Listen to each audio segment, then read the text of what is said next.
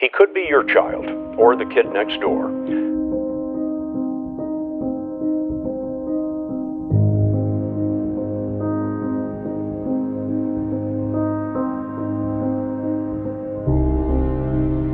Your eyes open, you think about heroin. Nothing else, nothing else.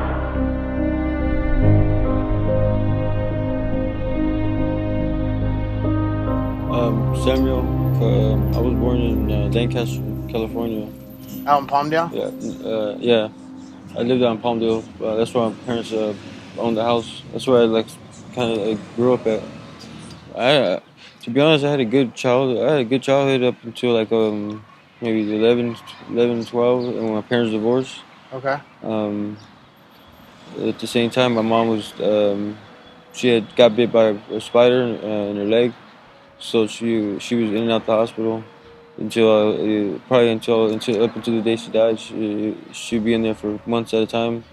So I was just basically running amok with my sister, My sister was trying to hold it down for us, but I was just a rebel. I ended up going to juvenile hall, and You went to juvenile hall for, what'd you go to juvenile hall for? I don't even remember, to be honest. I don't remember. They gave me a 6-month program at Cat Munns out in Lake Hughes. I think it was just a violation of probation. It was nothing major. It was just I got expelled from high school and not going to school at the community day school. Okay. And just I think that's what it was. Just from not going to school. I got put on probation, and when I was 9 years old, a bunch of the neighbors, we all broke to one of the other neighbors' house, and they ended up pressing charges on all of us. So I was the youngest one. When you were 9? Yeah, I was 9 years old. I got home invasion, but it was dropped, and I was obviously too young to be.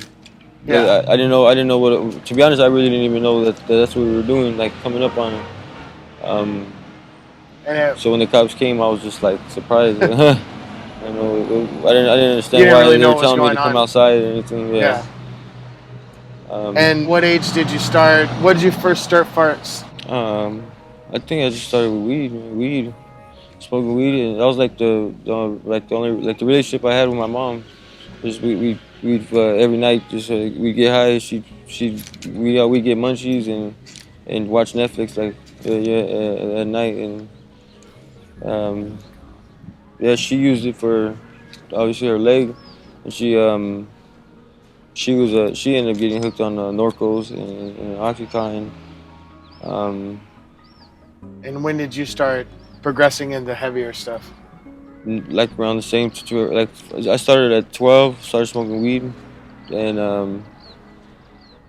it was 12. I started everything actually. Started except for heroin. I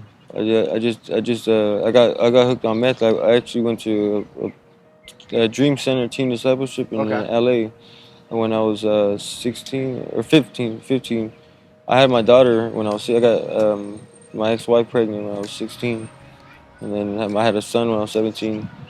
A couple days after my mother died. So that's when I started using heroin. Okay. And heroin. That's when. So when you were 16, you started using heroin? 17. 17? Yeah, the ending of 17. And how old are you now?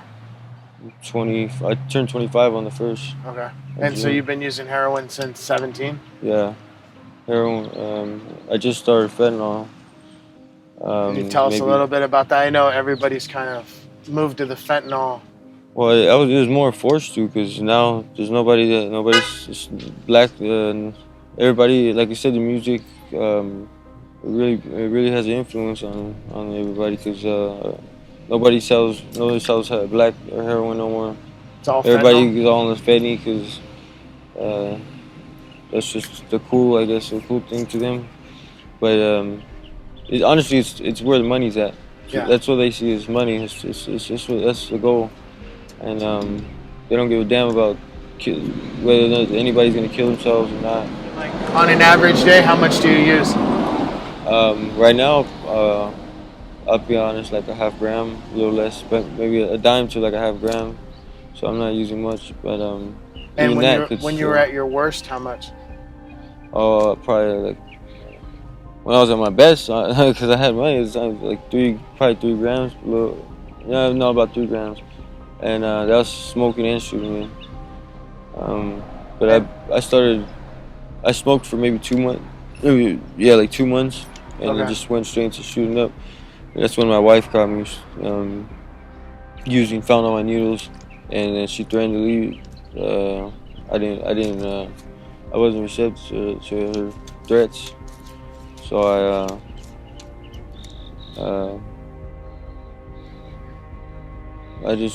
we just divorced. Or she left. She took off and left. That was it. And Have you overdosed?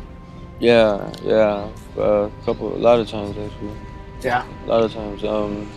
From the fentanyl more or the heroin? Fentanyl, mainly. Yeah. It's always fentanyl actually. I never overdosed off heroin. It was all fentanyl.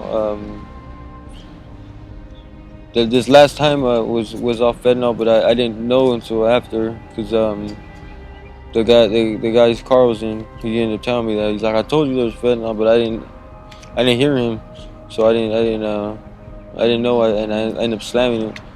That's the only good thing about that I went to fentanyl, was that I stopped slamming. I don't slam fentanyl. Oh, you don't? I won't slam it. You just smoke it? Yeah, just smoke. That's the only benefit, I guess, switching, because it's more expensive. So it's like starting all over, like when I first started getting high again off heroin. All right. Which is why I'm trying to. I want to detox off it, because it's Yeah, it's a tough one. yeah, it's rough. It's when I was at my worst of black, and then detoxing from that, it doesn't even compare to like my just an average day of detoxing off of fentanyl. Yeah, it's hell. I ain't gonna lie. That's it's like I buried myself or dug my own grave. How do you support your habit? Well, I was I would sell dope. I was just pick up enough just To get high and sell to the get rest? high and sell, yeah, to flip it. Just to, I wasn't making any extra money or anything. Just enough to support my habit. To support yourself. And then other than that, recycling. I was doing recycling for quite a while, but I ended up the same thing with me. My leg, I got infected. I got cellulitis. I almost lost both my legs.